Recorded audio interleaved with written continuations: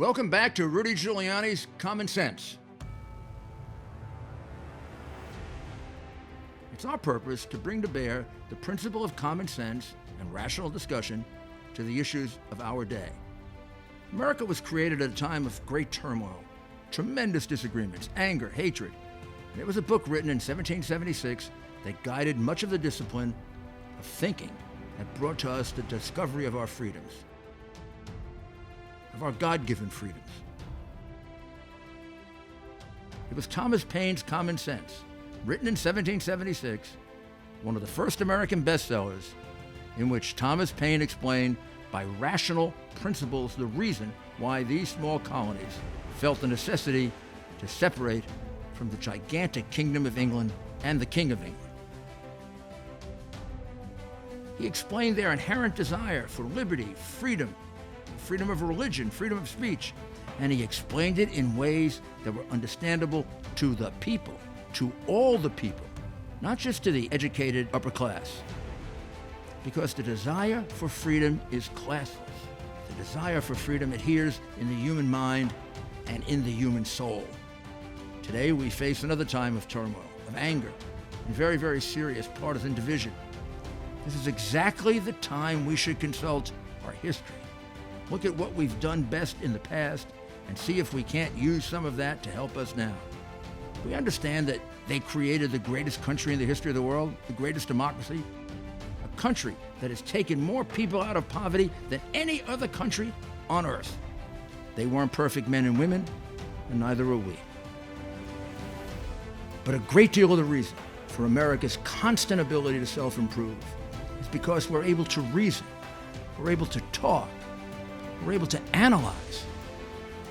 We are able to apply our God-given common sense. So let's do it.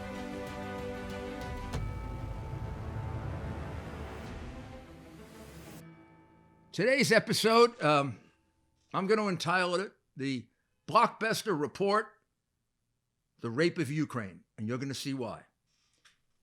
This is a very unusual opportunity that we're going to have. Today, we're going to be exposed to a situation that the left-wing media has spent thousands of hours trying to cover up, almost as much as they tried to cover up Biden. And it's going to give you a sense of what happens when you have this kind of rampant corruption like we have been describing over the course of the last 7 or 8 episodes. This is what happens on a major scale. There's a report that was issued some time ago. It was December 19th, 2017. It's from the Accounting Chamber. Now, the Accounting Chamber is a constitutional committee of some sort, an auditing committee. It's independent of the government, and it is supposed to assess the spending of money. And what it does here in assessing the spending of money is it points out that $5.3 billion between, I believe, 2014 and 2017, $5.3 billion is basically, in one way or another, not properly accounted for, and it's possible that it's more than $5.3 billion in foreign aid.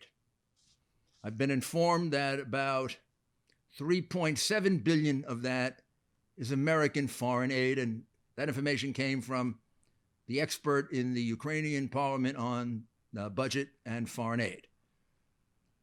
So, whatever, a good deal of it's American money, as you know. What are the problems that are listed in here? The problems are that, number one, they say the assistance was not focused on the needs of the government.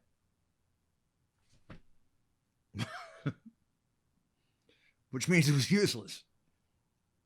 Then the results of the projects that did happen did not meet the priorities and the expectations when they were funded by the United States or other governments. No one evaluated the effectiveness of it. In other words, there was no follow-up to say, oh, this was really a good project. This was a good use of 4 million or 5 million or 6 million. And the Ministry of Economic Development and Trade, which is supposed to evaluate these programs, did not and could not ensure proper accounting. They didn't provide for registration of the projects, and they admit they actually don't know how much money was actually spent. And they don't know how much money is actually unaccounted for. So let's say 5.3 billion in a little over 2 years is the minimum. Are you shocked? If you're not,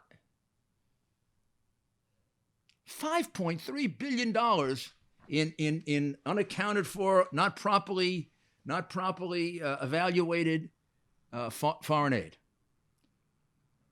A couple of examples might make it a little simpler. There's one project, since 2009, the U.S., with the lion's share of the money, the Ukrainian government itself, and the UN putting in a small amount of euros, they've been building a database to do this for recording and monitoring projects using foreign funds. It hasn't been done yet. The money's been spent, but it hasn't been done yet. So it couldn't do its job to evaluate this or to investigate it. And there's legislation proposed for doing it, but the evaluation of the committee is that the legislation is inadequate. This report is an indictment of the corruption at the highest levels of the Ukrainian government. But it's also an indictment of the Obama administration. This is our money, and they knew a damn thing about it. Can you imagine if President Trump got this report? I don't know. I don't think he'd sleep through it. Don't think he would have slept through Benghazi either. But Obama certainly slept through it. He didn't do anything about it. Nothing. I don't know. Was he actually president? In any event, it's worse than that. It's worse than that because it's not just a matter of being negligent or grossly negligent. There's a reason that this report was never investigated. A specific reason why it was never investigated. And we're going to tell you that reason, and the witnesses are going to tell you that reason. And Mr. Durkash is going to tell you that reason, and you're going to see him recorded. So let's go to Durkash's interview on this subject. In his interview, he lays out the fact that this accounting chamber is an independent body that on December 19, 2017, reported that a minimum of $5.3 billion in foreign aid, and he described it as it was ineffectively and untransparently reported. So let's listen to his description of that and of the document of the accounting chamber. And remember, Mr. Durkash is the chairman of the Committee on Accountability, so this is his area of expertise within the Rada or the Parliament.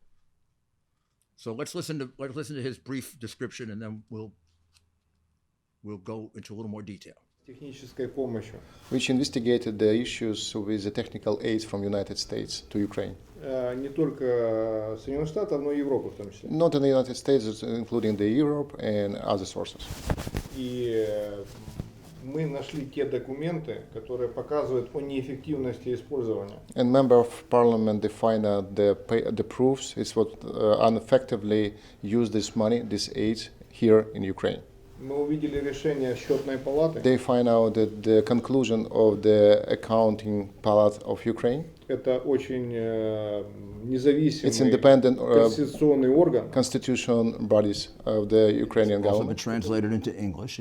This is done by an organization of your government that would be considered like an independent accounting Они organization. входят в структуру правительства. Это They don't belong to the независимая Ukrainian government. This организация, is independent находящаяся под independent контролем So organization. this is what we would call an independent accounting Independent report. accounting, yes. And it goes to 19 December 2017. So Durkash points out that $5.3 billion was spent inappropriately and for unaccountable purposes. And then to make it easier for us, he tries to use a smaller example so we'll understand, 5.3 billion, there are a lot of examples. So he tries to use an example such as this. There's a $4 million grant to improve the Corruption Investigatory Bureau.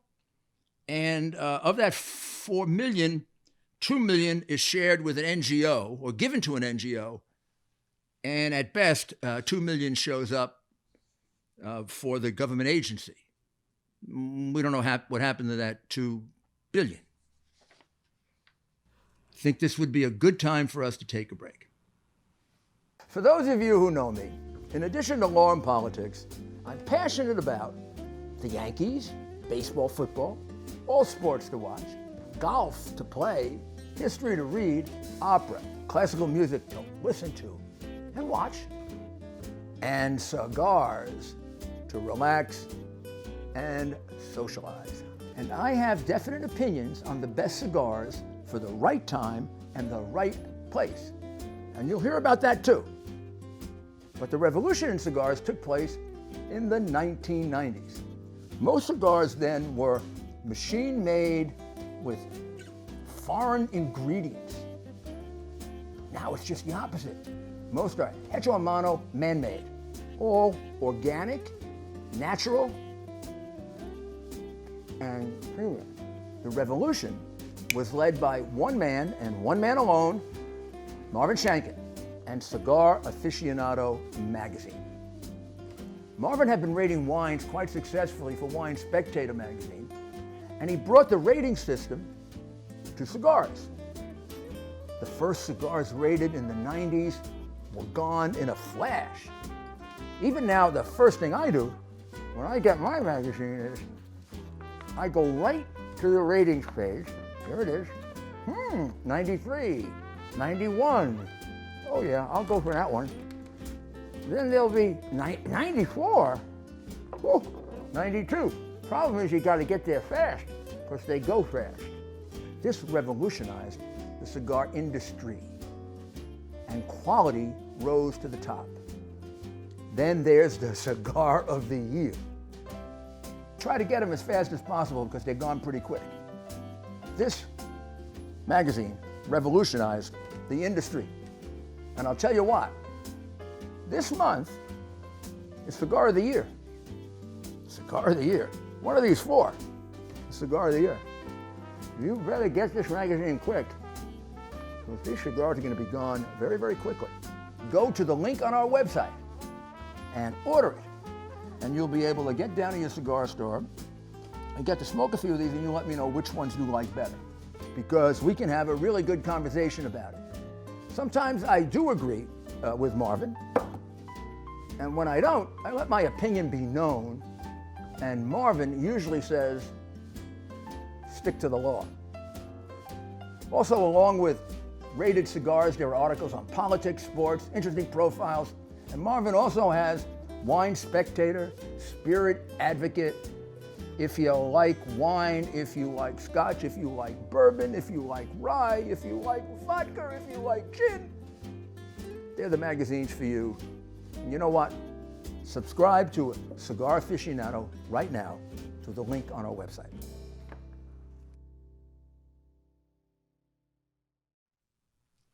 Welcome back. And then, just 2 months ago, there was a criminal case filed because $700,000 for improving the Office of Corruption Investigations. They found $700,000 had been diverted, and it was spent for food, banquets, vodka, whiskey, partying, trips. So let's hear Mr. Durkash explain this. $5.3 billion was spent for inappropriate, unaccountable purposes. Да, это написано. Yes, it's exactly Yes. what it is. И And that would be- за большими цифрами есть и маленькие. And the huge money, huge amount of money, you can find out a very small piece of this part of money. Например, example- борьба с коррупцией. For example, the fighting against Вот я corruption in держу в Ukraine. руках одно из уголовных дел. For example, this is the copy of the где part of the 4 criminal из 4 investigation миллионов, выделенных на борьбу с коррупцией, when the $4 million US dollars с 14 по 16 год from 2014 to от 2016 правительства Соединенных Штатов. from the government of United States. 2 миллиона было абсолютно распылено между разными общественными организациями. $2 million was shared with a different NGO here in Ukraine. Вручаю тоже. So I can give it to you this and provide it to you right now. Следующий документ, The это next буквально papers, свежий net документ. documents is very fresh. 2 месяца. Just recently it comes up. It's Это 2 как, опять months же, ago. как опять же деньги, The которые на criminal борьбу с коррупцией, investigation for fighting with corruption, $700 тысяч $700,000 потрачено на was фуршеты, spending for the just furshet, banquets, аренду помещений, водка, lease, виски. vodka, whiskey, for nothing. Поэтому, естественно, So this is what a large percentage of the money that the U.S. is giving to Ukraine is used for. And the 5.3 billion would have to be a very large percentage of the amount of money given during that period of time, I would assume. То есть большую It's not часть just сумм, a которую они small получили с percentage. 5-3 миллионов. да, мы говорим Yes, об it is. этом. Но Yeah, we're мы talking хотим about сказать, that, что мы but- нуждаемся. Well, Mr. Durkash is absolutely right. We need the money. Of course, the government needs the money. This is the people's money. It's our money, our taxpayers' money, and it's taxpayers' money we're giving them to help them, and it's being diverted. And boy, is it being diverted. And in some cases, it's being stolen, as you will see.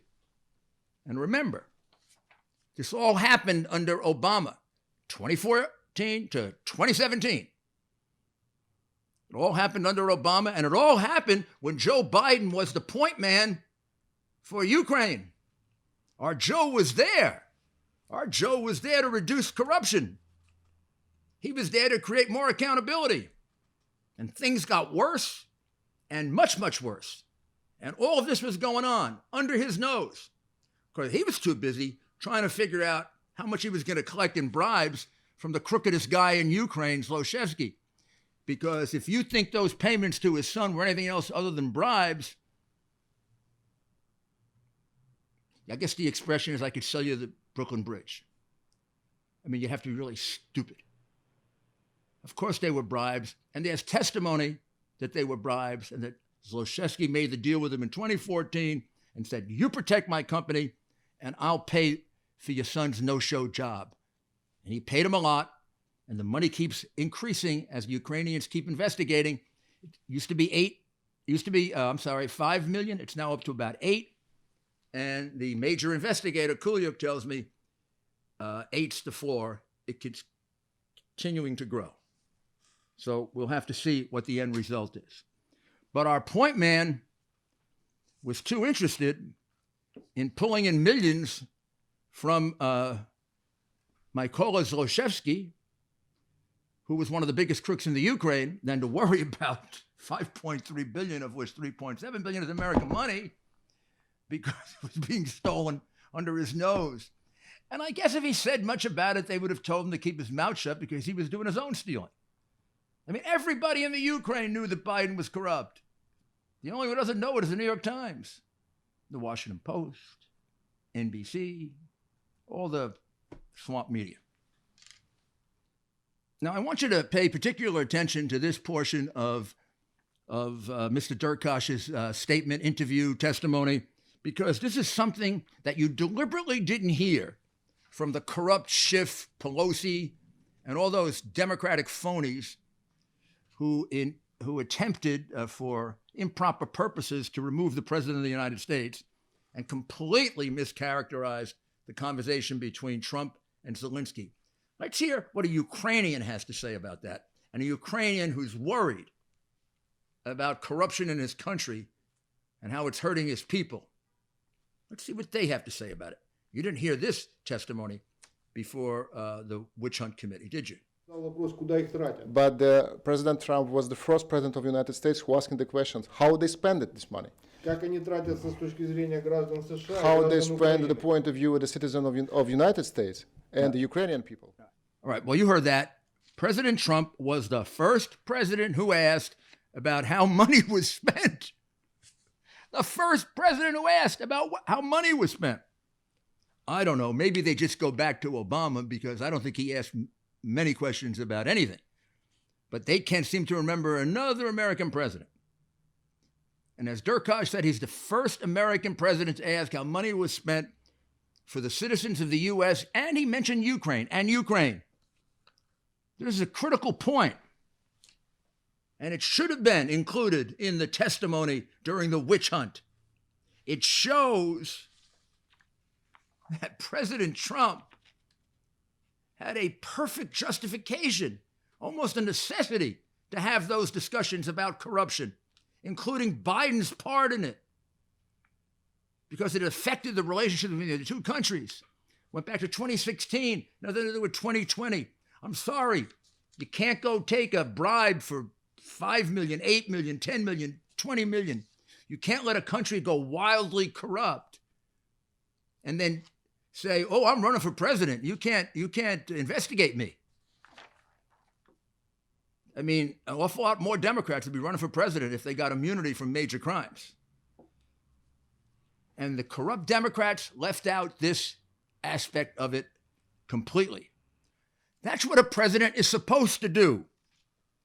He's supposed to try to hold accountable the spending of your taxpayer dollars and mine. And he's supposed to make sure that it helps the poor people of a country. And it doesn't go to the oligarchs and the crooked politicians, in this case, Democratic politicians, and their families. This money was going to the oligarchs in Ukraine, and it was going to Obama's fellow Democrats, from his vice president to the families of some other Democrats who also got rich off the Ukraine, to the detriment of the people of the Ukraine and the people of the United States. And the swamp media wants us to ignore it. They want us to ignore it because it's going to show that the Obama administration may turn out to be one of the most corrupt administrations in our history. The Clinton Foundation alone might qualify it for that. You add this to it, we're talking about selling out public office all throughout the Obama administration for millions. In fact, not to digress, do you know the country that gave the most money to the Clinton Foundation? Little Ukraine. How could it be that the biggest contributor to the Clinton Foundation is the little government of Ukraine? 45 million population, struggling with an economic pressure from Russia. And in 2014, it had only $800,000 in the bank because the Ukrainian oligarchs, many of them friends of the Democrats, took every penny out of the Ukraine. Zlochevsky, Hunter Biden's boss and the guy that was paying Hunter Biden and Joe Biden, the guy who bribed Joe Biden, the guy who Joe Biden got out of trouble. That guy took out $5 billion. And Kolomoisky took out $7 million. And this other guy took out $8 million. And the Yanukovych, nobody knows how much he took out. One transaction alone, $7.5 billion. And all of this was happening under Obama's watchful eyes that were closed. These contributions were with money that was stolen from the poor people of the Ukraine. Take the Bank of Ukraine down to $800,000 under Obama's watchful eye. And meanwhile, Democratic pals are going there, making money, having their children make money, their brothers make money, their family make money. Come on, let's all go take the money from the Ukrainians. They're not watching. After all, we're only taking millions. The Ukrainians are stealing billions. It's more than just the Bidens. And that's the reason why they're covering it up. Because if revealed, it's going to show that the Obama administration was one of the most corrupt administrations in our history. The excesses and the crimes and the pay for play and the bribes that have never been investigated in the Clinton Foundation just continued with Biden. And if this is further investigated, some other people, just wait. But probably the worst part is that when the $5.3 billion in unaccountable foreign aid was revealed, President Obama didn't do what President Trump did, who acted as a steward for U.S. and Ukrainian money. Obama, Biden, and their corrupt embassy in Kiev, first of all, did nothing, which is the usual thing Obama did, and then worse. Nobody wanted to investigate. And you're going to hear why. Because they were afraid of the U.S. Embassy. They couldn't investigate. And they were blocked at every turn by the U.S. Embassy. Now I think we can say the corrupt U.S. Embassy in Kiev. And you're going to find out why they came to me. Listen to the testimony of Durkash. People. Now, as a result of this report, your government did try to make an attempt to determine the accountability of this spending. Is that correct? What was established? The police? В каком-то виде. Эта история была, попытки были расследовать полицией, но когда... Yes, it is. So they tried to investigate this case during the Ukrainian police. Когда я и другие депутаты When задают he's вопросы and на other эту тему, member of parliament asking this question, никто не хочет связываться. nobody wants to looking for any response. Nobody Потому что wants все говорят, что опять to придут, be involved in this придут investigation посольства, because и everybody declare будут проблемы. we're gonna have some problem with the visa issue. We're gonna have some huge pressure from United States Embassy. And did the United States Embassy interfere in this process? Это открытая информация. Yeah, this is public information. Yes. And what did the U.S. Embassy do? Я не могу говорить, что делало посольство. Я знаю, что делал я как депутат. he can't say what the U.S. embassy do, but he had to declare what he do. Я использовал все способы He tried получения to find информации. out any sources how can get this information. Громадный пакет They keep the документов. huge folder of the papers, Но мы не можем его реализовать сами. but they cannot realize, they cannot release these papers without your help and without your Поэтому я legal обратился к investigation. господину Giuliani. That's why he called to Mr. Giuliani. Я обратился к сенатору Then he called to вместе the со своим senator коллегой Дубинским with his colleague, member of Ukrainian parliament, Alexander о Dubinsky, необходимости создания межпарламентской группы, to create the interparliamentary group between US которая and будет называться «Стоп, друзья Ukraine, коррупции», who we call it the «Друзья Украины, стоп коррупция». Friends of Ukraine Stop Corruption. И попросил господина Giuliani, как человека, который много занимался борьбой с коррупцией, эффективно. And then I will ask Mr. Giuliani, who will be deep involved in the fighting against corruption in the United States, to help him. This wasn't going on just for a year or two or three, by the way. Mr. Durkash explains that this was going on for 10 years for the entire Obama administration. This was one of their playgrounds. There are others, but this was one of their playgrounds, and now we have plenty of proof of it. Let's listen to the testimony on that. Я хочу, чтобы было понятно, что на промежутке времени He wants to clarify his statement that during the last 10 years была построена схема, когда все жили was created хорошо. the structure where everybody was happy, Посольство, embassy, приближенные к посольству, the people who've been around embassy, организации активистов, like NGO or civil activists, часть людей в Министерстве экономики, которая фиксировала техническую part помощь. of the official government employee who've been involved in this activity. Поездки, For example, traveling, фуршеты, fourchettes, организация выпуска дорогих буклетов, the issues published, and they're very expensive presentations.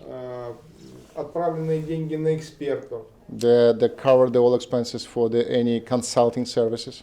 Деньги направлены на написание законов, которые не работают. Money for the legal consulting, for the creating the new laws who doesn't work, unfortunately. Ну, например, вот НАБУ. For example, NABU.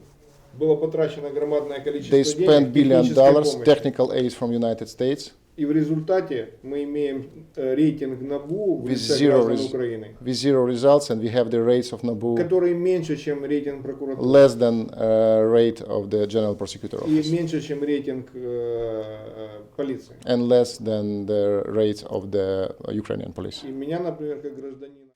Just in case there's any doubt about the embassy interfering in the investigation of these funds, Mr. Darkash answers, how often did the embassy interfere? Let's see what he Я says. могу сказать, что просто блокировалась I have to информация. say they blocked any information, any leaks, any published, anything what do not be approved previously by the U.S. Тот, кто Embassy. начинал это расследование, тут же подвергался атакам. And who started this investigation immediately was attacked by U.S. Embassy. Вот этих вот не американского посольства. Anyone trying to investigate was attacked viciously by the embassy, by the association of NGOs, all the left-wing groups, and also by the press.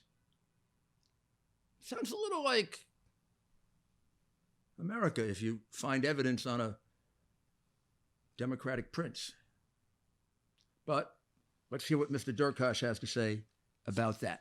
А вот этих организаций, которые Was attacked by NGO and by the civil activists. So this is like what the press does for anyone in America who defends President Trump. It's the same thing what's going on in the States. Поэтому But the thing that's very surprising about this is that there could have been an attempt to create some accountability for this, and it's our embassy that is encouraging the waste of American money. Our embassy is encouraging the waste of American money. And there has to be a reason for that, Mr. Durkash. And what's the reason for it? Why does our embassy not want this investigated? Is it because of the way in which they distribute this money to NGOs that they favor and that are largely left-wing? ну, я думаю, что это не прямая коррупция. He said it's underlying corruption. Это помощь в разных вопросах. It helps with the different issues. Воспитание вокруг себя таких вот прожирателей совместно денег. It creates the people who just obtain this money. В отдельных случаях уверен, что это коррупция. And the different cases, he's sure for 1000% this is direct Но corruption. мы не можем это Part of the reason for this easy flow of money to all different people is the embassy is the one who made the decision. Even though the money was granted to a specific part of the Ukrainian government, the embassy would then step in and it would decide what NGO to give it to, non-government organization to give it to. What do you need the middleman for? Or is that just like the bagman or the agent when you have a Foreign Corrupt Practices Act case? Seems to me that way, and I think when this is laid out, you're going to see that.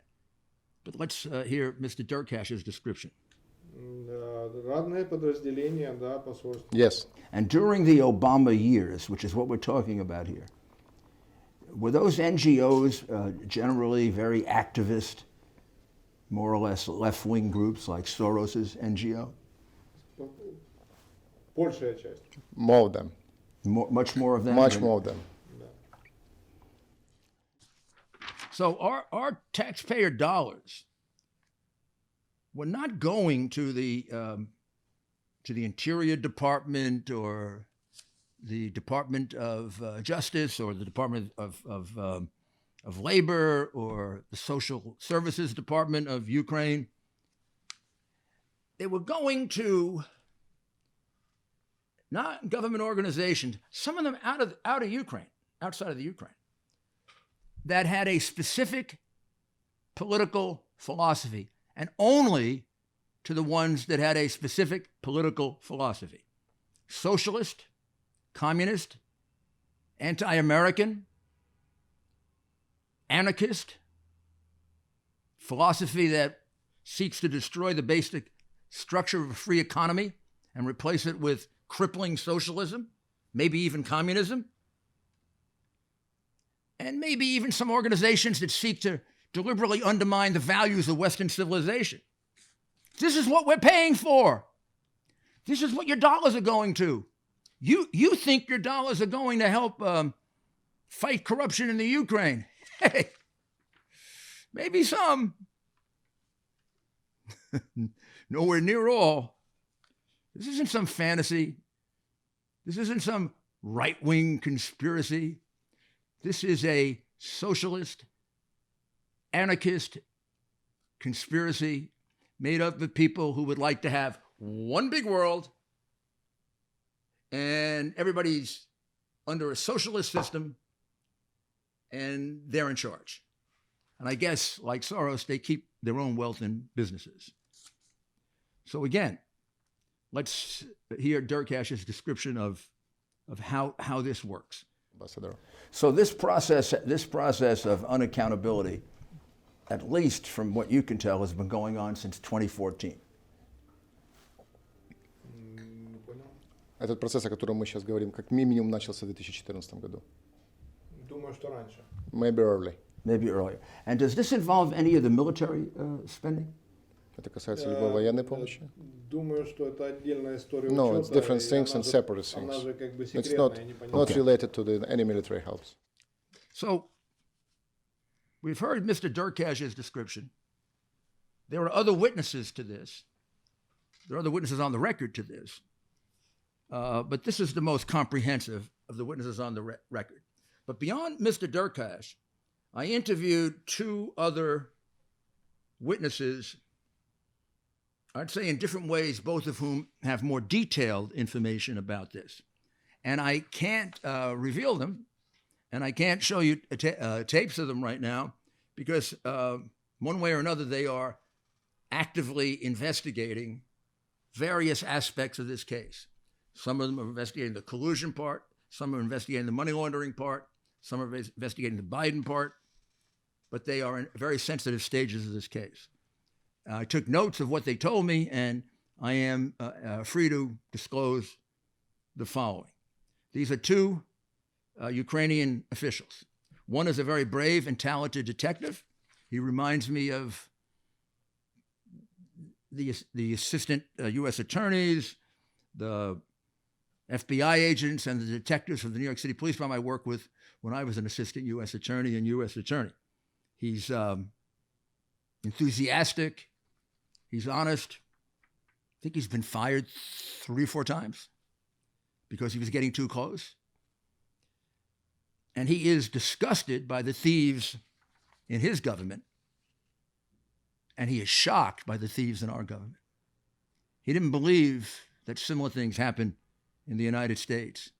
He had this view of Americans as what we pretend we are, not as people who send our kids there for no-show jobs, get cases dismissed on crooked oligarchs. And he believes, got laundered money, and he believes some of it, including that 800,000 or 900,000, in addition to the money that went to Hunter Biden as a bribe, that there's more money that he's hot on the trail of. The other is a parliamentarian whose records of money laundering are about as precise and complete as you can get in a situation like that. You saw one example of it with that Latvian transaction. He's on the prowl for a lot more than that, and doesn't think he'll be completed with that until March, April. And it keeps moving a little bit. But I can be sure of certain things that they said to me. They've reviewed this in great detail as part of their investigation. The $5.3 billion can't be accounted for because they say, in many, many cases, they can prove it was diverted for a lot of it through the NGOs, but not all. It was diverted for two purposes. Some were politically corrupt purposes, to support extremely left-wing, socialist, communist, and what they describe as anarchist organizations, not just in Ukraine, but in other countries. So when they want a group of international people to say that Shokin is corrupt, even though there's no evidence of Shokin is corrupt, that's how they can produce that in 2 days. They call up the people they're paying off, the people that are sharing crooked money with them, and then they get the guy in London to say it, and the guy, he's running the anti-corruption thing in London, and he says, oh yes, for some time we've been concerned that Shokin is corrupt. Oh yeah, thank you for the 2 million. This is shocking. It's a shame. So some of it gets diverted for political purposes.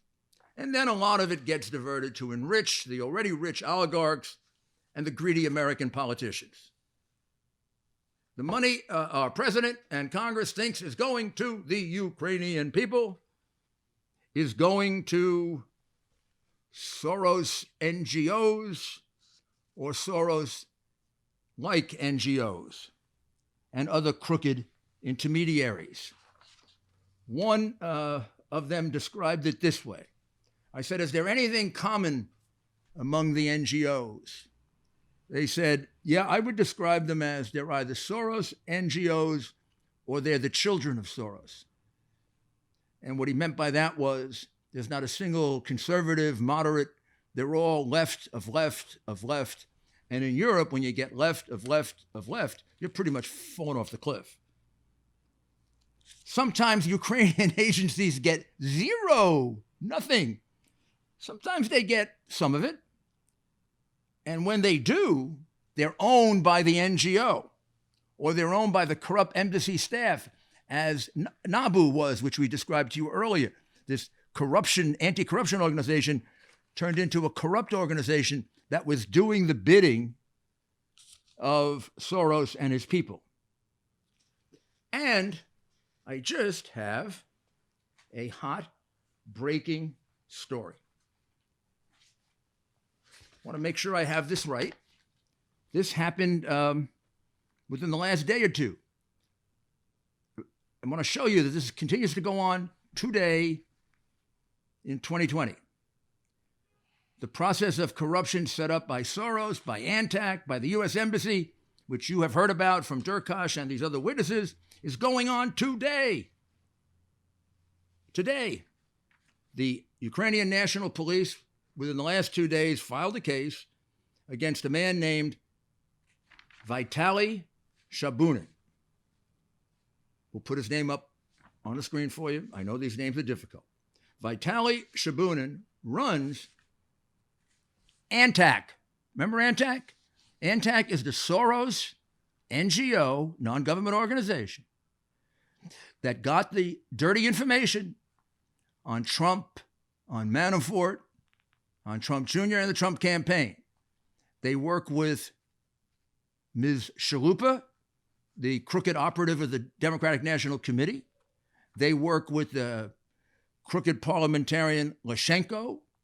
They work with our team Sitnik, who held the press conference to try to drive Trump out of the race. And their case was dismissed as a result of Biden's bribe of Poroshenko, because Antonovich instructed Lutsenko to dismiss the case on ANTAC. She likes to say that Lutsenko has retracted it. I've questioned Lutsenko twice. Lutsenko has not retracted it. And there's individual evidence for it, including Kulyuk and, I believe, Kolonitsky. And the case was dismissed, and there's a letter to demonstrate it. She is lying. She's committing perjury. I know she's a left-wing saint. But every once in a while, even left-wing saints commit perjury, maybe more than you think. Well, Vitaly Shabunin, who is the head of ANTAC, this wonderful Soros anti-corruption organization, the one that put together the corrupt NABU. The Ukrainian National Police have just filed a case on him saying that $142 million is missing. $142 million. I mean, these guys don't go cheap. And they don't have Joe Biden around to fix it. And they don't have Antonovich around to intimidate them to drop the case. The case will carry a criminal penalty of up to 7 or 8 years. 142 million is a lot of money to be missing from a anti-corruption NGO. Sounds like ANTAC is like NABU. It's a contradiction. It's a way to fool you. It's a way to fool you and the press that is willing to be fooled by anything Soros says, by anything Biden says, by anything that Clinton say. They're willing just to buy it. You know, like the case was debunked. The case is debunked. You've seen more evidence of this than anything ever claimed against Donald Trump. During the recent witch hunt, much was said by the Democrats about how important an ally Ukraine is to the United States, and how important it is to us in our dealing with Putin and in our dealing with Russia. What phonies! If they were interested in improving the situation of the Ukraine so that it could be a strong and reliable ally, not only against Russia, but in general, then they do something about the corruption there rather than for 11 years watch it, and as you've heard testimony, make it worse and participate in it and cover up what high members of their party did in selling out their offices. They do what President Trump did. President Trump, under Article 2 of the Constitution, carried out his duty in taking care that the laws are faithfully executed because he saw a corruption scheme that was 10 or 11 years old, that corrupted the highest levels of the Ukrainian government and some of the highest levels of our government. And he realized to create a strong ally in Ukraine that can assist us in dealing with Russia and other problems, we need an honest Ukraine. We need a Ukraine that when we give them $400,000 or $4 million or $10 million to help their people, it goes to help their people and it doesn't go into the pockets of their crooked oligarchs and our crooked vice president or our crooked vice president's son. That's a matter of national security, ladies and gentlemen. And the Democrat cover-up is just going to continue the corruption in the Ukraine, as this Shabunin case illustrates. This is a Soros protege. $142 million missing. With all this going on, they're still stealing because they are empowered. They are enabled.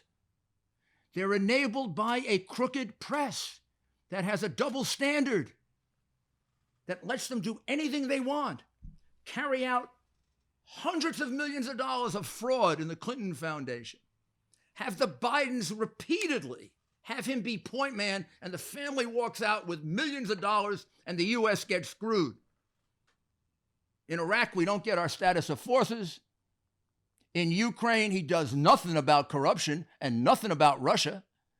And in China, he can't get him out of the islands, but Hunter comes home with the Bank of China as a partner. Imagine the Bank of China being a partner with the son of the vice president who's negotiating with China, and the press says nothing. Are they corrupt? Yes. Are they going to do something about it? I pray that they do. I pray that there are consciences there that realize just how far they've let this go and how much it hurts our country to have this double standard.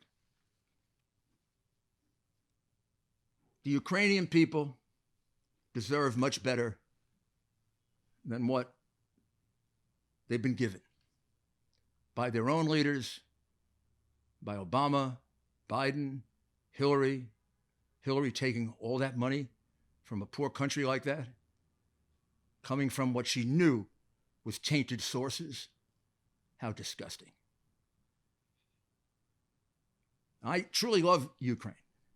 I love Ukraine because Ukraine was a country that was liberated by my hero, Ronald Reagan, in what was one of the most significant acts of a president of the United States in history. Not many presidents are liberators. Not many. Lincoln, Roosevelt, and Ronald Reagan liberated Eastern Europe, including Ukraine. I have good friends who are Ukrainian, and I've gotten to know the Ukrainian people. They're good people. They're honest people. It's a shame that all of this concentration on their crooks has hurt their reputation, because it could be said of us that the concentration on our crooks should hurt our reputation. But our media covers up our crooks. All of this must be investigated. This is not going to end by just sweeping it under the rug. This is not going to end by the crooked press continuing the cover-up. It could just get worse, like the recent arrest shows. This is only going to end if there's a serious, real joint investigation between the United States, honest, of FBI agents and police officers, of which most are, not the crooks at the top, not the political sellouts at the top, but the agents and the field officers, like the ones I met a couple of weeks ago, remind me of my old friends. And they have agents like that in Ukraine. I've met them, I've worked with them, just as dedicated, just as honest, and just as disgusted. You put a group together, you put a task force together, like we did with the Italian government to prosecute the mafia. I worked hand in hand for 3 years with Italian police officers, Italian detectives in my office in the U.S. Attorney's Office. And we had people in Italy, and we put thousands of mafia members in Italy and in the United States together. If we had just done it in one place or another, it would have continued. We have got to get to the bottom of this. There should be a joint task force, and it can't be done under any president better than President Donald Trump, because he will make sure it gets done. He has no interest here other than in wiping out this corruption and developing a strong ally and a strong Ukraine. And in my limited situation in finding out about President Zelensky, I believe that President Zelensky, although inexperienced and new, has the right direction. He's got the right conscience. After all, he did a television show before he became president in which he described, in somewhat comic fashion, but all of the corruption by these oligarchs. He wants to fix it. So instead of all this nonsense that we're going through, let's cooperate with them. Let's cooperate in ending it. Let's cooperate with a task force that roots out all of this corruption, prosecutes, if necessary, the highest person in their government and the highest person in our government that's involved, and then we can move on.